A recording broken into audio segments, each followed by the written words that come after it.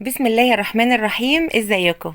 انا بونبون، والفيديو بتاع النهارده هعمل طبق تسالي. طبعا انتوا عارفين ان احنا داخلين على اجازات والاعياد كمان، شم النسيم، اي وقت الاسره بتقعد فيه في البيت بنبقى محتاجين طبق تسالي حلو كده. انا عملت هنا ترمس وحمص وفول مشوي وحلبه منبته، طبعا في البيت ارخص وانضف كتير قوي. احنا دلوقتي هنشوف الفيديو انا عملته ازاي. طبعا انا عملت الكلام ده اخد مني يومين بالظبط. اذا عجبكم الفيديو ما تنسونيش بقى في الشير واللايك، وتكتبوا لي كومنت حلو كده زيكم. ممكن ناكل الحاجات دي زي ما هي مملحه كده، وممكن نعصر عليها ليمون، وممكن كمان ان احنا ناخد كل واحد ياخد طبق كده لوحده ويحط عليها بقى دريسنج من الشطه والكمون والليمون، وزي ما انتوا عايزين بالظبط. ندخل بقى في الفيديو. انا جبت هنا كيلو ترمس. طبعا الترمس بيبقى اكتر حاجه علشان الترمس بيبقى ملك المسليات دي. ونص كيلو حمص، ونص كيلو فول. الفول اللي احنا هنعمله مشوي، الفول ده نجيبه كده الحبة الصغيرة او الحبة المتوسطة، بلاش الكبيرة، علشان الحبة المتوسطة بتبقى حلوة قوي في الفول المشوي. ودول بقى حلبة حصى، انا نقيتها وخليتها زي الفل، واخدت يعني كبشة كده في ايدي. يعني دول اقل كتير من الربع كيلو، لان هي لسه هتكبر وهتنبت، فحجمها يتضاعف كتير قوي، فالحلبة بتبقى اقل حاجة في المسليات دي. خدت بقى الترمس والحمص والحلبة، غسلتهم كويس قوي ونقعتهم في مية، وهسيبهم لحد تاني يوم.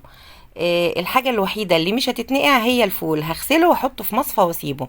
الحلبة دي انا بقول لكم دلوقتي ان الحلبة دي احنا بنعملها طول السنة، لان انا كمان بحطها على ال السلطة. يعني بتبقى حلوة قوي، مش مسليات بس، لا، الحلبة المنبتة دي بتتحط على السلطة، بتبقى حلوة جدا جدا ومفيدة جدا. بوريكم الفول ان انا غسلته وحطيته في مصفى وهسيبه. يعني كل حاجة نقعتها ما عدا الفول، هو اللي حطيته بس في المصفى ينشف. احنا كده بقى تاني يوم، بصوا بقى الترمس والحمص نفشوا ازاي، كتروا جدا. كل ما الميه كانت بتنقص كده والاقيهم شرب الميه كنت بزودهم ميه. الفول نشف جدا من الميه اللي انا حطاه، كنت غسلاه، رجع تاني زي ما يكون ما غسلتوش بالظبط، بس هو طبعا كده مغسول وزي الفل. الحلبه بقى صفيتها من الميه اللي باتت فيها، وبعدين حطيتها في مصفى تنزل بقى بقيه الميه. وبعدين هشتغل في الحلبه اول حاجه، لان الحلبه هي اللي هتاخد مني اليومين. بتاخد وقت طويل شويه. جبت هنا ورق زبده، هعمل لورق الزبده ده قراطيس. تقدروا تعملوا قرطاس كبير، قرطاس صغير، زي ما انتوا عايزين، لكن القرطاس صغير احسن علشان يتحط في الطبق كده يبقى شكله حلو. وكمان طبعا محدش هيقدر ياكل يعني اكتر من قرطاس صغير.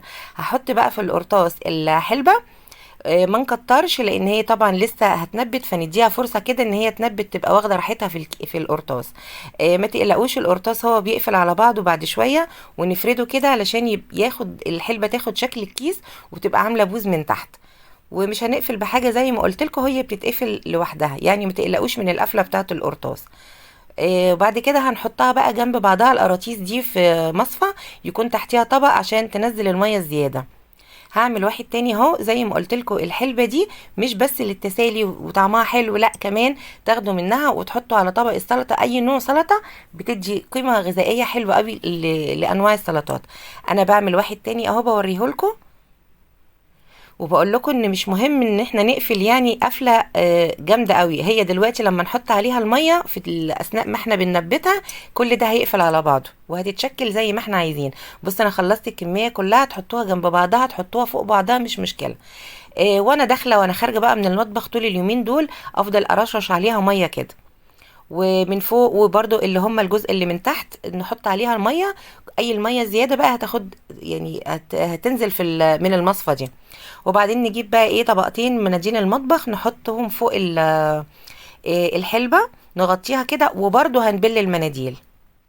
كده بتبقى بيئة حلوة قوي ان الحلبة تنبت بنظافة كده، وبرده ايه بتنبت بسرعة، لان احنا طبعا زي بصوا زي ما انتم شايفين واخدة المية كده ونازلة، ان احنا على طول بنرش عليها مية. دلوقتي بقى هسلق بقى الترمس، وهسلق الحمص. اي ريم فوق الوش طبعا باخده اشيله على طول. اي حاجة بتتسلق، اي اول ما بتبقى فوقيها ريم كده لازم تتشال على طول. سلقت كده الحمص وسلقت الترمس، هعمل بقى الفول، هحطه في طاسة، ومش هحط في الطاسة ولا زيت ولا سمنة ولا اي حاجة، انا هحمصه. هو اسمه فول مشوي، يعني احنا بنشويه مش بنسلقه ولا بنعمل فيه اي حاجة.